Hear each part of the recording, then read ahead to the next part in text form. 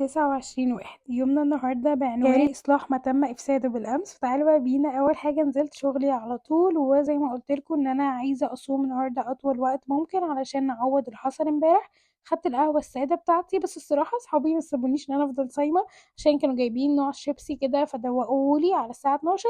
بس مهم يعني شربت القهوة بتاعتي وخلصت الشغل بقى على طول. وبعدين اول ما روحت صراحه كنت جعانه جدا فمستنيتش الاكل يتعمل، اخدت 2 رايس كيك. وفي المره دي كنت بجرب حاجه صاحبتي قالتها لي حط عليه عين جمل وشويه من العسل، بس ما عجبنيش خالص. اخدت شويه مكسرات لحد ما الغدا بقى يتعمل، واخدت بقى النسكافيه بتاعي برضو. وكل الفتره دي كنت مستنيه الفراخ تتعمل. اخدت الغدا بتاعي طبق سلطه، واخدت معاه البسله اللي كانت مطبوخه ومعاه فراخ. وبس كده، ده الغدا بتاعي. وفي العشاء اخدت زبادي بالبرتقال وشربت ميه على قد ما اقدر. وبالليل كنت نازله نزوله سريعه فضربت البيجامه والسكارف على الجاكيت، بجد احلى حاجه في الشتاء، والقمر كان شكله خطير. وبس كده.